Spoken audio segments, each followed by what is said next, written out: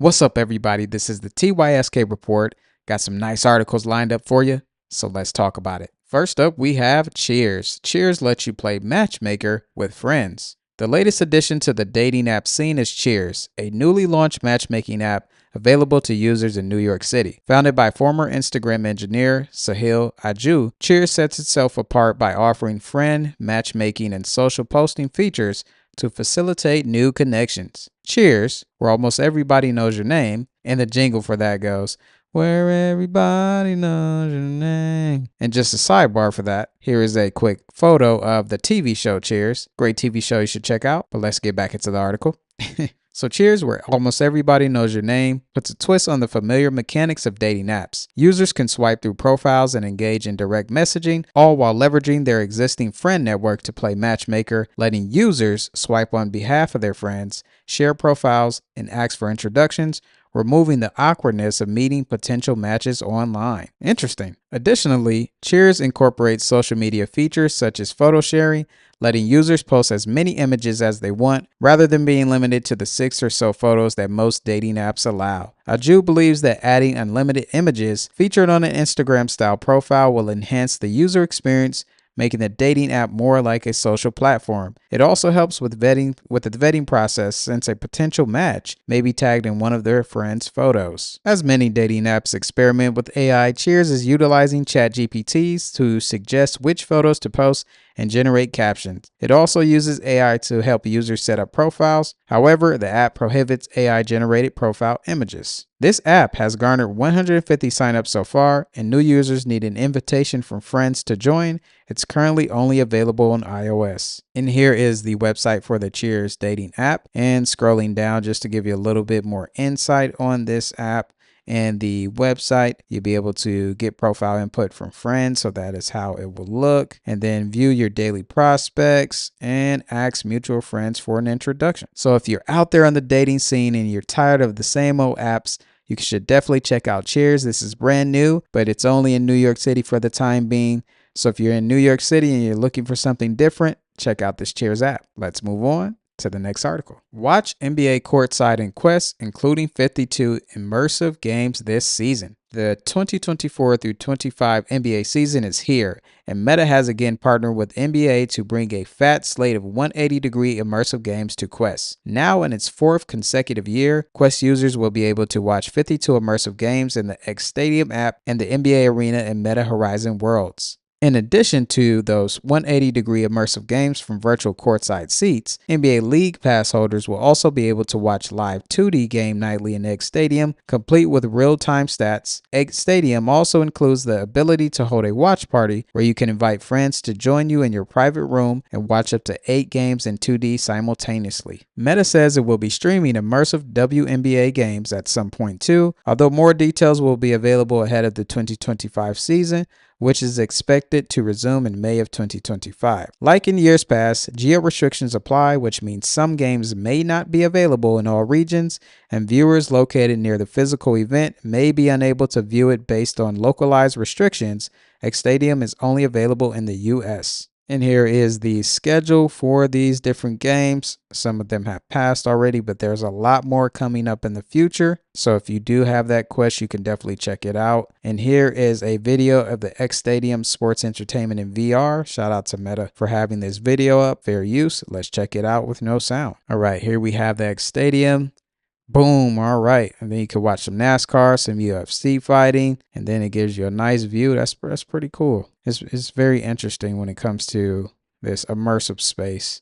I have not explored it yet, but this is something that I definitely want to explore, where you're able to get all those different screens like that. But yeah, this is very cool, very cool. And you get some more basketball that looks more of like the EuroLeague. Also, right there, you'll be able to hang out with some of your friends in X Stadium who also have the MetaQuest. So that's just something to be on the lookout for. So the one thing I have feedback on when it comes to all of this is the geo restrictions. It's so weird that we cannot watch something that we want to watch simply because of where we're located. By now, I would think that some type of technology has been invented to where you can just watch what you want to watch when you want to watch it at that time, wherever it is, because people should be able to watch whatever they would want to watch, and it should not matter where they are located. But that's just my personal little rant. Let's move on to the next article. Blue Origin certifies second capsule for suborbital space tourism flights. Blue Origin has carried out a successful uncrewed certification mission of its second New Shepard ship on Wednesday as the company looks to effectively double the number of tourists it can fly to suborbital space and back. The RSS Kármán line capsule is named for the imaginary boundary at 100 kilometers of altitude separating the atmosphere from space. It launched to suborbital space from Blue Origin's West Texas launch site at 8:27 a.m. Pacific time. This was the 27th flight of the New Shepard launch vehicle since 2015. All those missions used the same capsule, the RSS First Step, bringing 43 people to the edge of space since crewed missions started in 2021. Blue Origin said this new capsule will expand flight capacity to better meet growing customer demand, though it's unclear what launch cadence the company is expecting to meet in the coming months. So it looks like space tourism is growing and there will be more opportunities for people to go out into space. Personally, that's not something for me, but it might be something for you. So comment down below if this is something you would explore if the opportunity presented itself for you to go out to space. Let's move on to the next article. Rental car startup Kite slashes staff and shrinks to 2 markets in bid for survival. Rental car startup Kite, which bills itself as the best alternative to Hertz, is pulling out of almost all of its major markets in the United States and has cut its workforce roughly in half in a bid to survive after exploring a sale earlier this year. The company is shrinking its operations to focus only on San Francisco and New York City, including Jersey City, as it works to reach profitability in the next 18 months, CEO Nicholas Volk told TechCrunch. Kite has been exiting other major markets like Atlanta,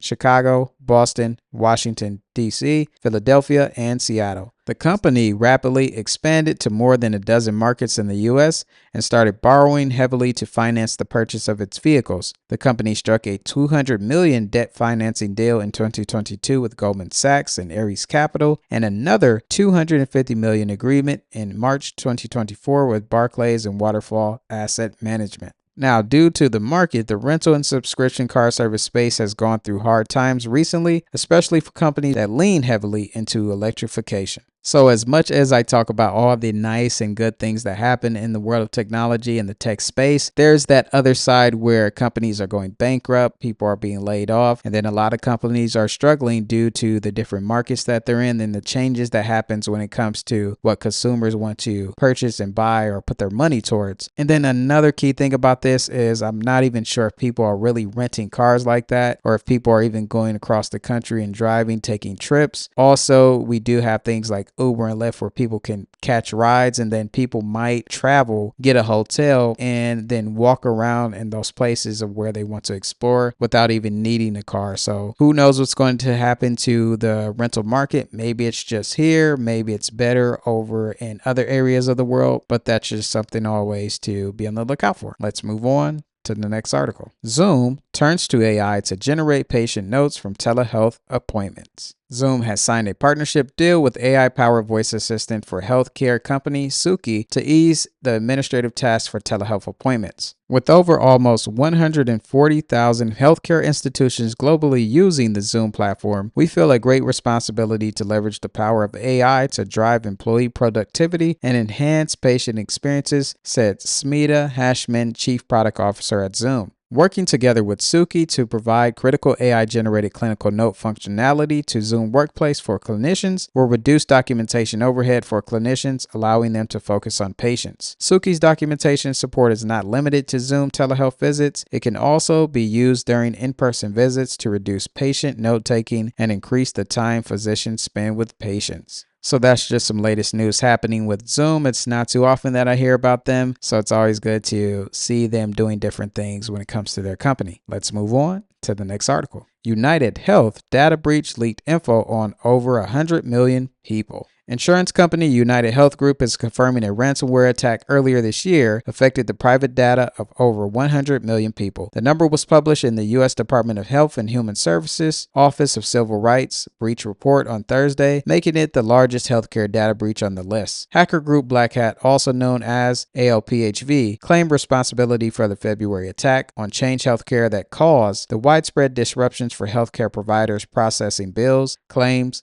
payroll, and prescriptions for weeks. United Health paid the group a $22 million ransom, However, another operation threatened to continue leaking the data and may have secured a second ransom payment. So this was an important story to cover because it's important for you to make sure you are looking out when it comes to your data and your personal information and accounts. There are hacks happening all the time, all over the place. So definitely change your passwords, get more secure. They also have hardware for that, and try to find the best way to secure your information because you don't want to be a victim of any type of hack out there. So these were some interesting articles covered today. You got your Immersive NBA Games, you got a new dating app for the people out there in New York City, and of course more information when it comes to hacks. There's never a dull moment in the world of technology, so make sure you stay updated by liking this video, subscribing, and staying tuned for the next video.